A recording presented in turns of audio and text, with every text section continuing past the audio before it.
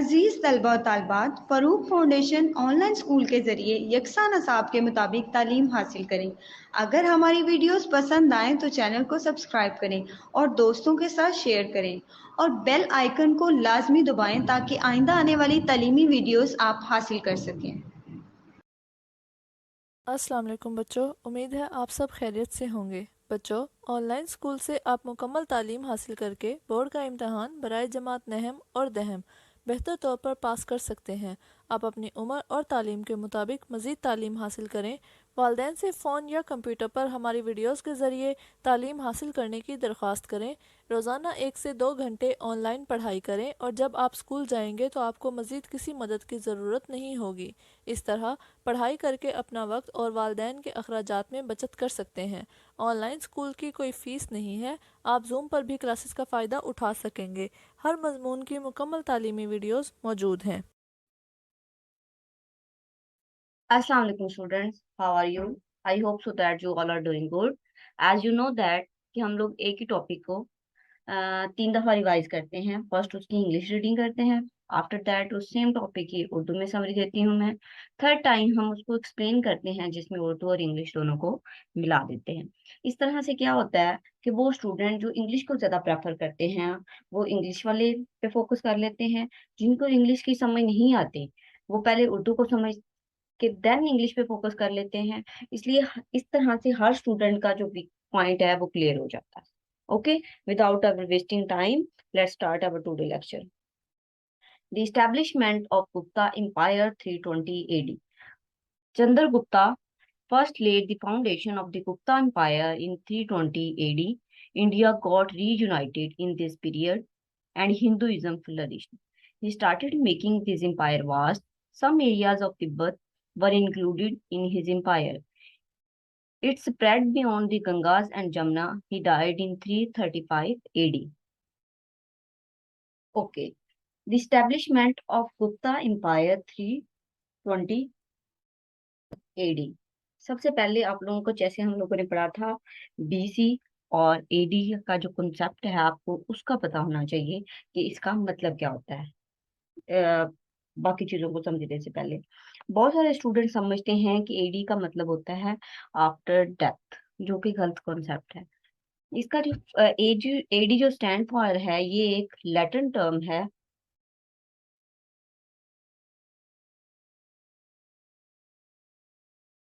एक Latin term है एनोडिमोनी। उसका मतलब है इन the year of Lord, mean after Jesus Christ. इसका क्या मतलब है, जो स्टूडेंट ये समझते हैं कि आफ्टर डेथ, उसका मतलब ये आ जाता है कि जीसस क्राइस्ट जब आए थे तो उस टाइम पीरियड में जो वाकयात हुए वो फिर खत्म हो जाते हैं, वो कौन से टाइम पीरियड में आते हैं। इस तरह से वो कॉन्सेप्ट गलत है। एडी मीन आफ्टर नहीं कंसिडर करेंगे हम लोग, in the year of lord. Okay.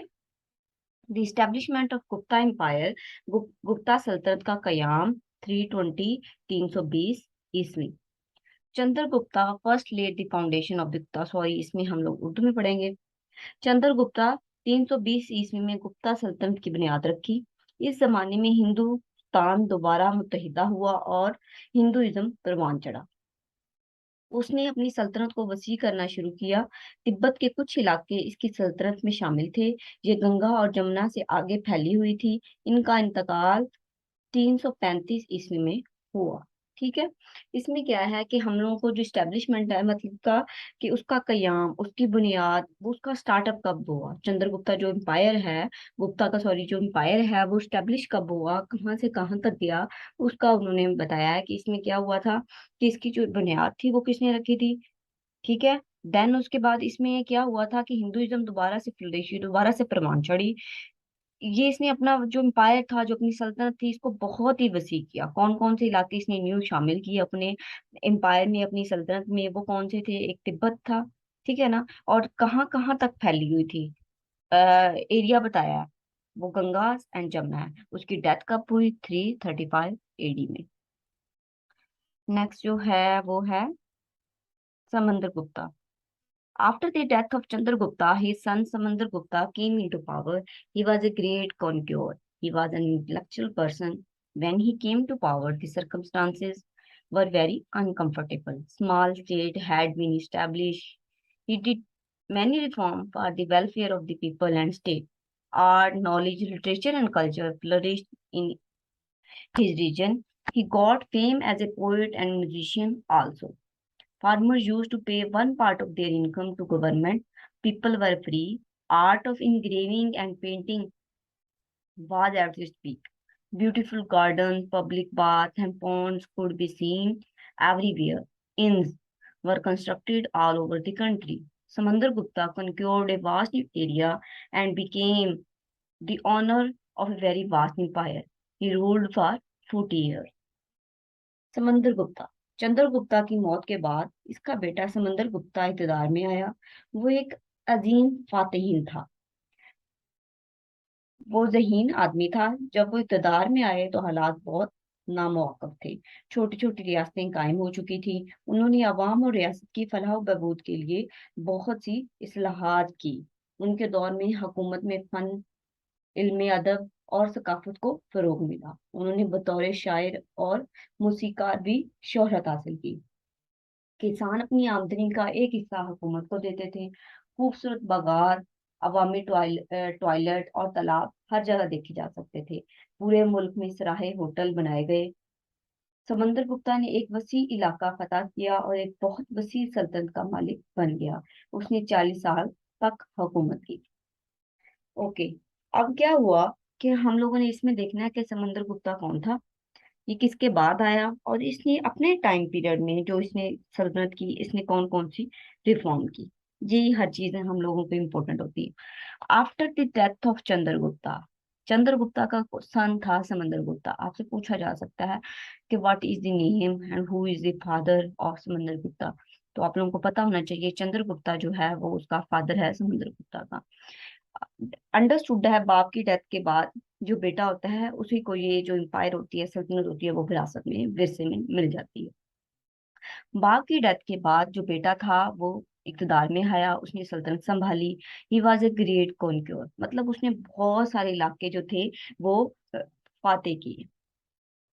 He was an intellectual person, वो ज़हीन आदमी था। ज़हीन आदमी किस तरीके से था कि उसके रूल्स एंड रेगुलेशन बहुत स्ट्रिक्ट होंगे, किस तरह से सल्तनत को चलाना है वो बहुत अच्छी तरह से जानता था। इन सारी चीजों को मद्देनजर रखते हुए when he came into power the circumstances were very uncomfortable. मतलब जब उसने सल्तनत संभाली, जब वो इक़्तिदार में आया, जब तो उस वक्त जो हालात थे इर्द गिर्द थे, या जैसे हम कह सकते हैं कि उनके बाकी मुल्कों के साथ, बाकी सल्तनतों के साथ, या जो अ, वैसे कुदरती तौर पे हालात होते हैं वो ठीक नहीं थे, उसके फेवर में नहीं थे, नामुवाकिफ थे। Small state had been establish, छोटी छोटी रियासतें कायम हो चुकी थी कि हर इंसान अपनी मर्जी से जिंदगी गुजार रहा है। कोई किसी का हुक्मरान नहीं है, कोई किसी का गुलाम नहीं है। He did many reforms for the welfare of the people and states.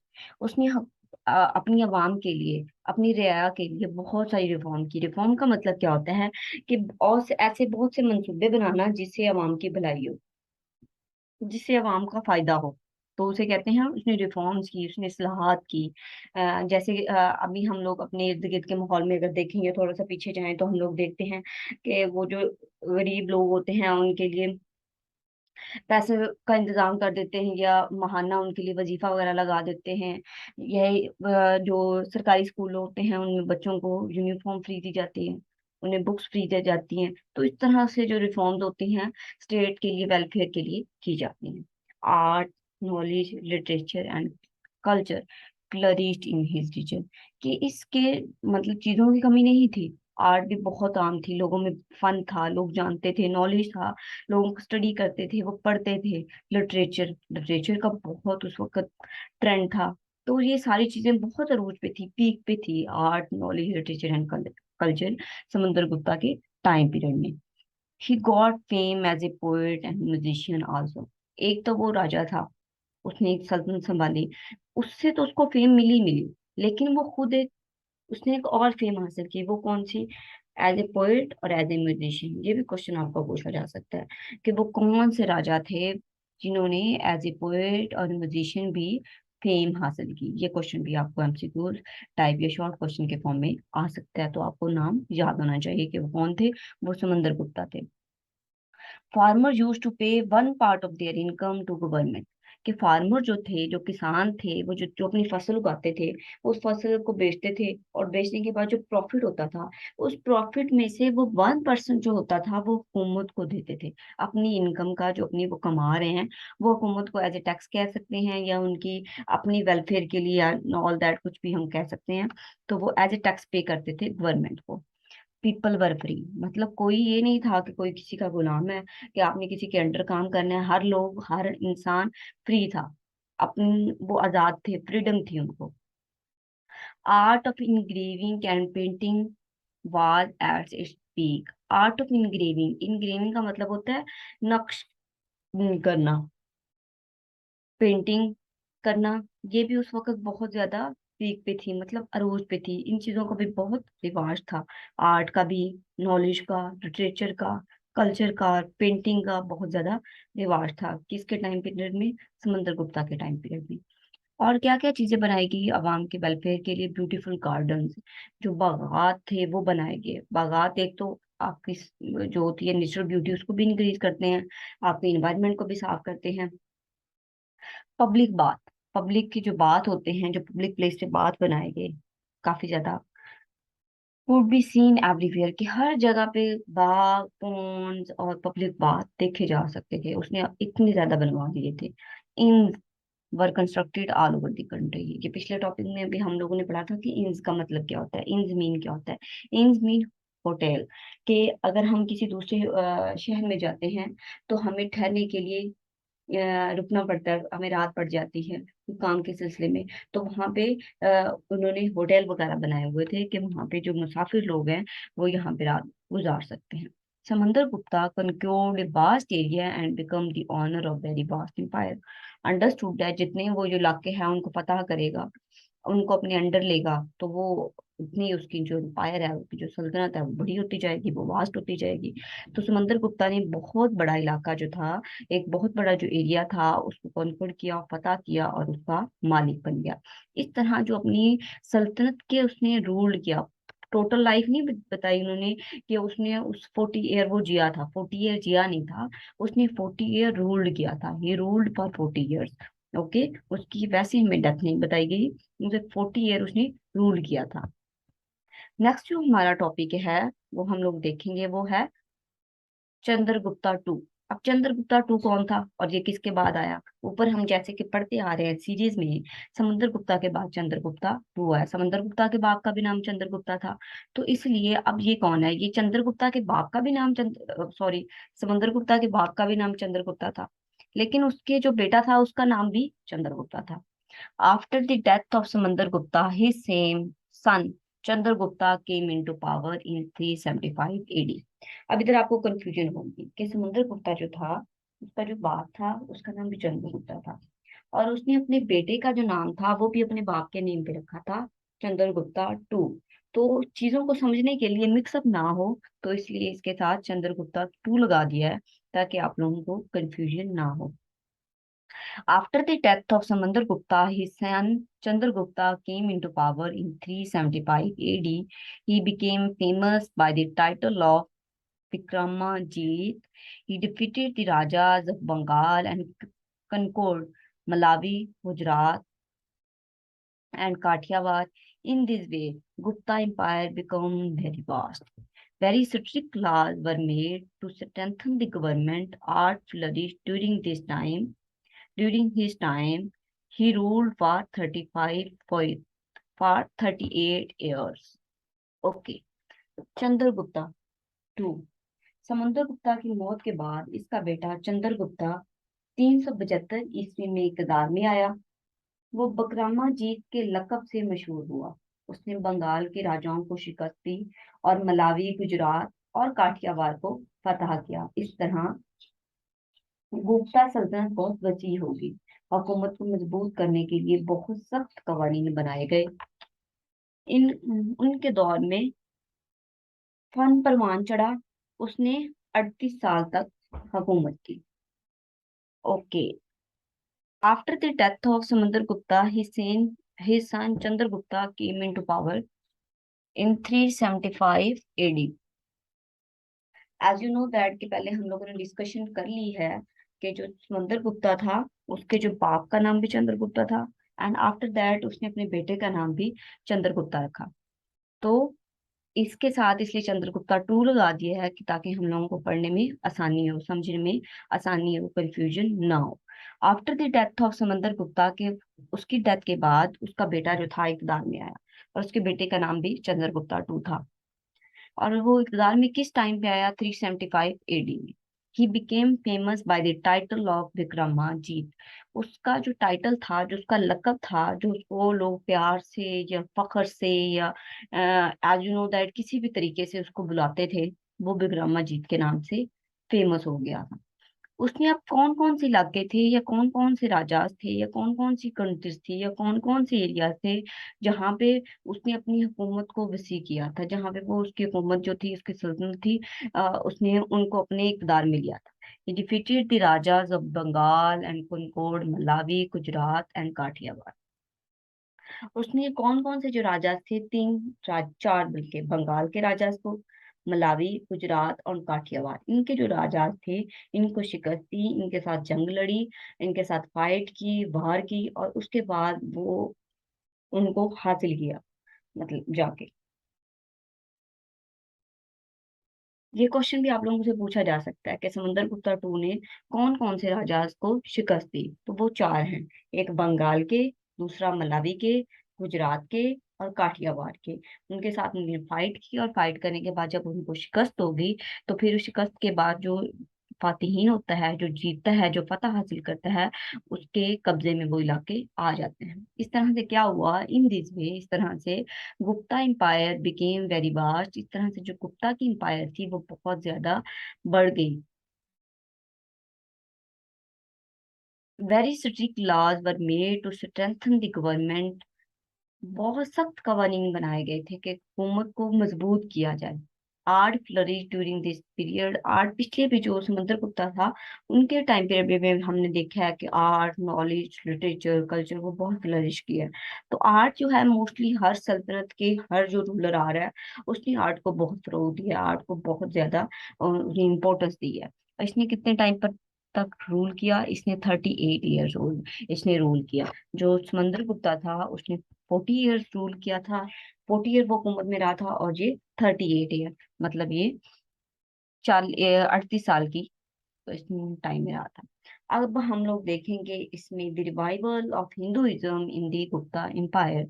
Revival का मतलब क्या होता है? रिवाइवल। रिवाइवल मतलब होता है दोबारा से किसी चीज का आना, दोबारा से। हिंदुइज्म मतलब हिंदू मत का दोबारा से गुप्ता एम्पायर कैसे आया, गुप्ता एम्पायर में हिंदुइज्म दोबारा से कैसे आया, ये चीज हम लोग देखेंगे। The Gupta age actually is the age of revival of Hinduism. Hinduism reached its peak. Many temples were constructed. Sanskrit was promoted. Mathematics and music got a fame. Hindu religion leaders starting their efforts to make their religion attractive. Sanskrit progressed in this era. The Hinduism of the present age, for the most part, is the same form and shape. Gupta दौर दरअसल हिंदू मत के दोबारा से आने का दौर है। बहुत से मंदिर बनाए गए, संस्कृत को तरक्की दी गई, रियाजी और मौसीकी को शोहरत मिली। हिंदू मजहबी रहनुमाओं ने अपने मजहब को पुरकशिश बनाने के लिए बहुत सी कोशिश शुरू कर दी। उस दौर में संस्कृत ने बहुत तरक्की हासिल की। मौजूदा दौर का हिंदू मजहब ज्यादातर उसी शक्ल में है। मतलब जो हम लोग मौजूदा दौर में हिंदुइज्म देखते हैं तो वो कौन से उनके कस्टम हैं, ट्रेडिशन हैं, उनको जब हम जाके बैग किसी चीज के साथ मिलाएं जाके, तो उनका जो बैग ज्यादातर मिलता है वो इस दौर से मिलता है। गुप्ता एम्पायर में जिस तरह से हिंदुइज्म रह रहे थे, with the passage of the time her religion में क्या होती हैं, चीजें आती रहती हैं। कोई चीजें वक्त के साथ खत्म हो जाती हैं और कुछ चीजें न्यू आ जाती हैं। तो इसका जो देखा जाए चेंजेस जो आई हैं, या अभी हम लोग देखते हैं हिंदुइज्म का जो कल्चर, वो इस कल्चर के साथ बहुत ज्यादा मिलता जुलता है। The Gupta age actually the age of revival of Hinduism. Okay, Gupta age को हम अदर एक नेम भी दे सकते हैं, वो कौन सा नेम है? Revival of Hinduism. ये क्वेश्चन भी आ सकता है कि which age is known as the revival of Hinduism. तो जो गुप्ता एम्पायर है या गुप्ता एयर है, उसको रिवाइवल ऑफ हिंदुइज्म कहा जाता है। हिंदुइज्म रीच इट्स पीक, कि वो अपनी जो अरूज था, अरूज पर पहुंच गई थी गुप्ता एम्पायर में। हिंदू मत जो थी वो अपनी अरूज पर थी दोबारा से। पहले खत्म हो गई थी, हम लोगों ने पीछे देखा था कि और मजहब आ गए थे, तो हिंदुइज्म खत्म कर दी गई थी। तो अब क्या हुआ, जैनिज्म जैसे हम लोगों ने देखा और बाकी मजाहिब वगैरह, अब वक्त के साथ साथ क्या हुआ, वो मजाहिब खत्म हो गए और दोबारा से हिंदुइज्म आ गए। हिंदुइज्म इस दौर में गुप्ता एम्पायर में जाके अपनी दोबारा पीक पे आ गई। सारे मजाहिब बाकी एंड हो गए, खत्म हो गए। मैनी टेम्पल वर कंस्ट्रक्टेड, बहुत सारे जो उनके मंदिर थे, उनके इबादत गाहें जो थी हिंदू मत के लिए, वो बनाई गई। संस्कृत वाज प्रमोटेड, और संस्कृत को बहुत ज्यादा फरोग मिला। Mathematics and music got fame, mathematics जो थी उसको भी फरोग मिला, वो भी परवान चढ़ी, और म्यूजिक को भी फरोग मिला। जो उनके लीडर थे हिंदुइज्म के, जो मजहबी रहनुमा थे, उन्होंने कहा कि अभी हमारा जो मजहब है, पहले हम लोगों को डाउनफॉल हम लोग एक दफा फेस कर चुके हैं, हर मजहब में आते रहते हैं डाउनफॉल। तो वो पहले फेस कर चुके थे, तो उन्होंने कहा कि अब हमें दोबारा डाउनफॉल ना फेस करना पड़े। तो उन्होंने अपने रिलीजन को अट्रैक्टिव बनाने के लिए और रूल्स बनाने शुरू कर दिए कि ऐसी चीजें वो लेके आए अपने मजहब में, या ऐसा काम उन्होंने शुरू किया कि हमारा जो मजहब है वो अट्रैक्टिव लगे, लोग इसकी तरफ रोमा हो, इसकी तरफ रुजू करें और इसको अपनाएं, इस मजहब को, हिंदुइज्म को। संस्कृत प्रोग्रेस इन दिस इरा, संस्कृत जो थी वो भी इस इरा में परवान चढ़ी। The Hinduism of the present age, for the most part, is the same form and shape. जो अभी हम लोग जो हिंदुइज्म है अपने इर्द गिर्द जो अभी हम देखते हैं, इंडिया में जाएं या हम लोग अपनी मूवीज में या ड्रामोज में देखते हैं कि उनका कल्चर कैसा है या जो भी है, उसका जो हम बैक जाके किसी चीज के साथ कंपैरिजन करें कि वो किसके साथ जाके मिलती है, तो उसका जो कंपैरिजन है वो किसके साथ होता है, वो गुप्ता एम्पायर के साथ मिलता जुलता है। इंशाल्लाह बाकी की जो चीजें हैं हम नेक्स्ट लेक्चर में कवर अप करेंगे, फिर लेक्चर बहुत लंबा हो जाएगा। और तब मिलते हैं अगली क्लास में, तब तक अपना ख्याल रखिए। अल्लाह हाफिज, अल्लाह निगहबान।